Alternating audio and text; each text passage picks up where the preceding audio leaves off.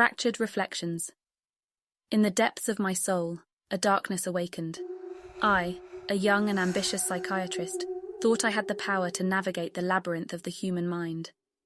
But little did I know that the twisted path I was about to tread would lead me to the precipice of my own sanity. It began innocently, with the arrival of a patient named Samuel Crow at Lakeside Mental Asylum. His penetrating gaze seemed to carry the weight of unspeakable secrets.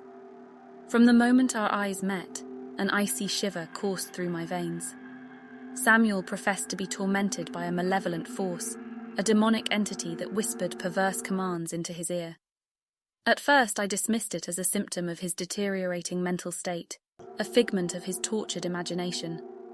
But as the days bled into nights, doubts gnawed at the edges of my consciousness.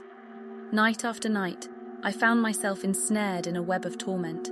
Nightmares consumed my sleep, weaving their tendrils into the fabric of my waking world. I witnessed distorted faces contorted in anguish, corridors dripping with the lifeblood of the damned, and the agonizing cries that reverberated through the asylum's walls. Samuel's darkness invaded my every thought, suffocating my spirit. In our sessions, his gaze penetrated my defenses, his words insidious and laced with a sinister power. He spoke of ancient rituals, unspeakable acts, and the ascendance of an ancient evil. The veil between reality and nightmare blurred, leaving me teetering on the precipice of my own unraveling mind. The asylum itself seemed to writhe in response to Samuel's presence. The air grew thick with an otherworldly heaviness, and the flickering lights cast grotesque shadows upon the walls. Whispers of unexplained deaths and malevolent occurrences circulated among the staff. The asylum became a breeding ground for darkness, a stage for Samuel's malefic performance. Driven by a relentless thirst for truth, I delved into forgotten archives, unearthing a tapestry of horror. The pieces coalesced, revealing a ghastly truth. Samuel was not a mere patient. He was a harbinger of death, a vessel for an ancient evil that sought to consume everything in its path. Determined to save myself and those trapped in the asylum's grip, I sought solace in ancient tomes and desperate rituals. But my attempts to sever the devil's hold only fueled its perverse delight. Samuel revelled in my torment, manipulating my mind like a puppeteer pulling the strings of a marionette. The final confrontation loomed ominous and foreboding. The room pulsed with a malevolence that seeped into my bones. Samuel awaited me, a smug smile etched upon his face, the embodiment of a malevolent entity. Summoning every ounce of strength, I confronted the demon masquerading as Samuel.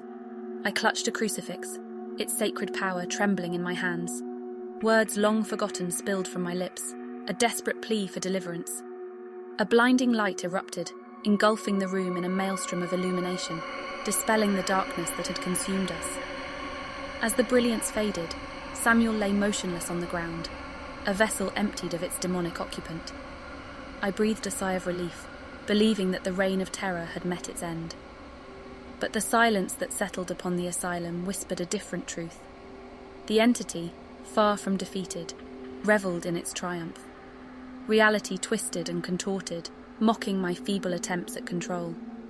The walls of the asylum transformed into a twisted labyrinth, ensnaring my mind within its suffocating grip. Doubt, despair, and the lingering scent of madness permeated the air. I, the psychiatrist who had once sought to heal, now found myself a patient within the very asylum that had entrapped Samuel. Lost within the corridors of my fractured mind, I questioned my own existence, teetering on the precipice of a truth I may never fully grasp. And so the tale ends, my voice lost amidst the cacophony of whispers that haunt my fractured psyche. The line between reality and nightmare blurs, leaving me adrift in a sea of uncertainty.